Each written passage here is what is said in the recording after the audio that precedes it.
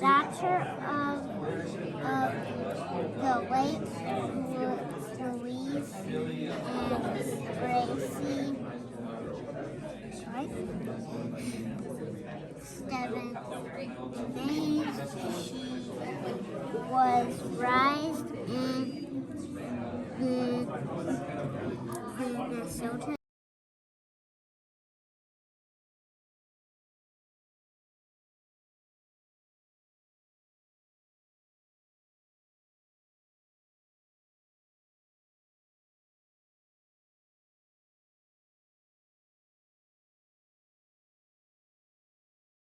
The door holding me, and sometime between their house and my house, I thought it would be funny to pretend I was dead.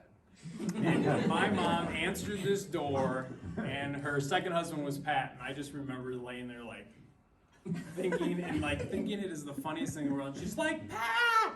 And they like rushed me in the house, and it was just a funny joke to me. I played a lot of jokes on my mom, and as I got old, maybe I was like 7 or 8, she finally came to me and said, you can only play one joke on me a week. And I would try to do that because I would call and prank her. I would tell her the craziest stories of things that happened to me, and they were always just stories that would do. So. Walk through that door in here and been like, oh wow. Every time that she came into our house, whether it was the first time or the 50th time, she would just say, oh wow, everything. She'd notice if I hung a picture on the wall. She'd notice if I changed a picture on the wall. She'd notice when I put a lamp on a table. And I know that she would walk in here and just think that this is the coolest thing. And that it's for her, because she would have never expected it. So, thanks everyone for coming. Thanks for being a part of her life and a part of ours and accepting her. She always wanted to be around. She wanted to be there and be present, and we're so happy that everyone accepted her into that. We created. We had pictures in our hallway, and every single time she was there, she'd be like, oh, those kids my grandbabies are so gorgeous. Every single time she looked at the picture, without fail. I hope as she marbled, she realized how much of a role she had in getting us there. We enjoyed sharing everything with her. Oh. The water shirt.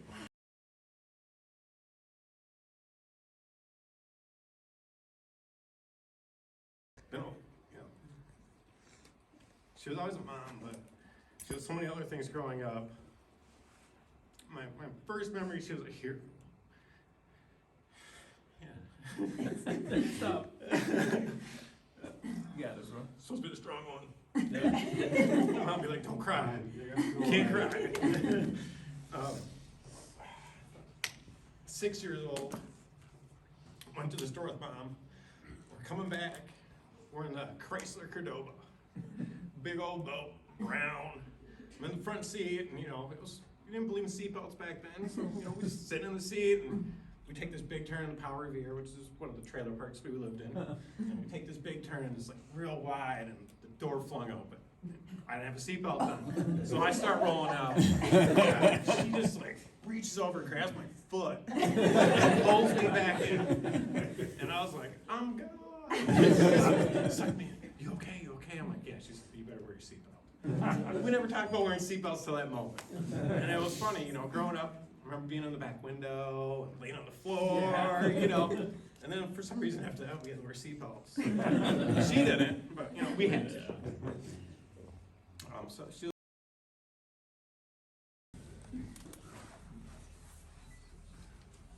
Okay. So I would consider myself the luckiest grandbaby because I got the most time with her.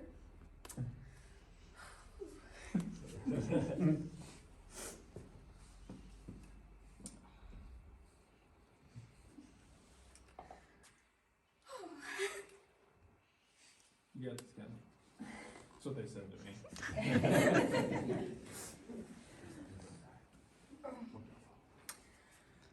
My dad kind of mentioned it, but we would buy out the entire Justice store. Anytime. Go to the mall. She'd come here. Go to Justice. Buy it all out. Had all the polos, the ties, the jeans, the skirts, everything. Had all the chairs, the bean bags, anything from that store, I had it. When I go visit her, we fed the raccoons every night before I would go to sleep. And I remember one night I fell asleep early and she was like, the raccoons came back. You gotta wake up, we gotta go feed the raccoons. And I didn't remember this until I was sitting right there, but I think it was me and Cole. And I think we were at grandma's, I don't remember, but she was like, we're going fishing. So we went to the store, we bought some fishing rods. Had a Barbie one, Cole had like a, I don't know, Spider-Man one, something like that. And she's like, all right, let's go. So she takes her tackle box and we got our poles and we go through like this path. And I was like, what are we doing? What is this fishing thing? And I don't remember exactly, but I just remember we were fishing and she caught one and she got so excited. And then me and Cole each took a picture with it and we were like, oh, we're so cool. And living room would be filled. We wouldn't have room to walk. There would be the couch, and we sat on the couch, and we'd open presents, and that's all we had. We had to pick everything up because otherwise there wouldn't be room. Karaoke machine.